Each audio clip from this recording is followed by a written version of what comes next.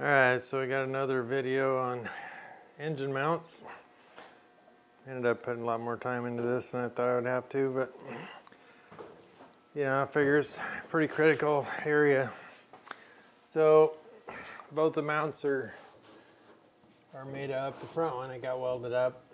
The back one's tacked, with all the several layers of metal there. And essentially, all my tolerances on the couplers are equal and even, and height is the same. When this goes in, I didn't want to mock it up with this in there because it's hard to tell, is it free floating? It takes up the gap. You could have pressure on it one way or the other, you wouldn't know. So you definitely want to mock it up without this in it. That was something I learned, hours and hours ago. I also got the jet pump put in, bolted up, tightened down, and it certainly did stiffen up the coupler. So it's definitely aligned with the shaft and the pump and all that as I'm mocking up the motor mounts. This is the clearance I got on the one side, to build the other mounts. That's where that set. Turned out that rubber coupler is not like even from front to back on the thickness of the rubber. I didn't want to hack and whack on the top of the rubber. So I ended up, after I built the mount, just putting the thing on I got like a table sander or whatever you call it, big belt sander. Ended up sanding the rubber down because it'll take the weight pretty easily, and I wanted the metal, there be gap between the rubber and the bottom of the boat and the metal, to be taking the weight. There doesn't have to be a lot of gap, but to get it to fit in that hole right, towards the back of the boat, the metal had to be thinner, so I had to taper it front to back. So, it's all good. It just took a long period of time. But that one's all welded up. Next I was going to pull them out, clean up the bottom of the boat. Then I'll mount it again, get it back into position, probably tack it in, and then pull the motor, pull the rubber, and go ahead and weld in those mounts. On the other side of the boat, it's motor mounts on the motor mount in the back. It's up against the engine bearer. This rail here is basically kind of sitting on it. And there's some pressure there, not too much, but that's going to be a little tight right there. Not a lot of room in there, but I'll just have to fit the aluminum, to match that corner. I thought about, on this one I'll probably have to cut out underneath here,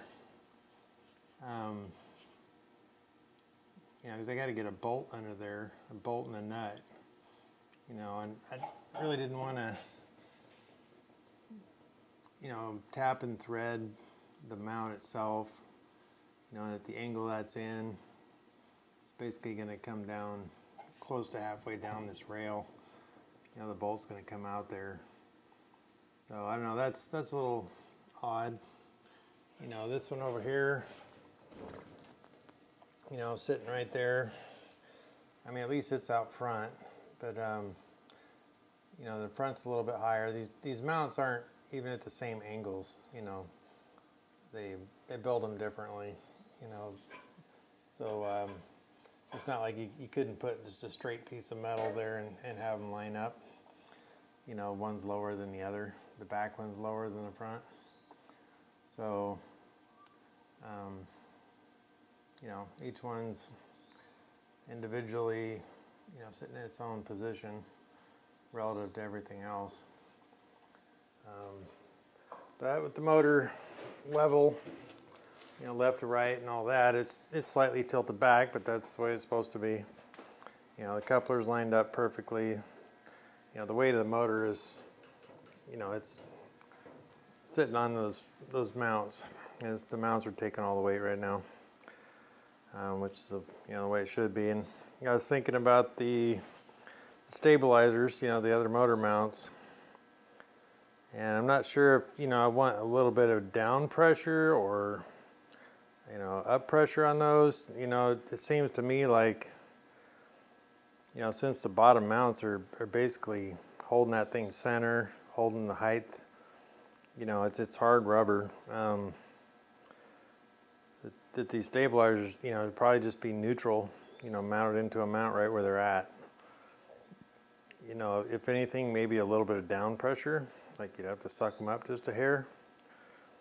You know, it's just my thoughts anyway, because, you know, you want them to be stiff.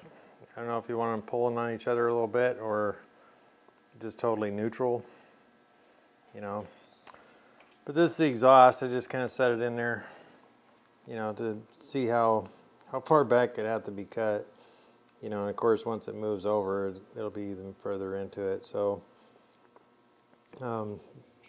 this exhaust chamber, you know, it gets cut back and then re-welded together to fit in the space. You know, so you know, it looks like there's a center divider inside there. If you look inside the chamber through here, there's a divider in there. It's got holes and cutouts in it, but you know, that's what RS Racecraft was telling me. Cut this back and just basically fit it in right there. So that'll definitely be, you know, sitting against the transom. There's no need to do that anytime soon. I just threw it in there for just out of curiosity.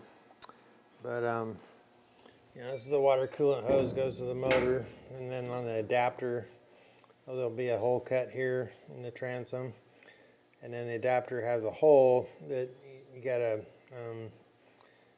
you know, cut some threads in and put a 1/4 by 1/2 inch, 1/4 threaded by 1/2 inch barbed fitting that comes through the transom, and that's your cooling water hookup. Of course, I'll have another one that goes to the pump for the bilge, you know, the automatic bilge. I talked about it in an earlier video, but essentially it took me a long time to get those two mounts mocked up, but there they are. I'm going to weld up the back one, get them welded in tonight, hit it again tomorrow.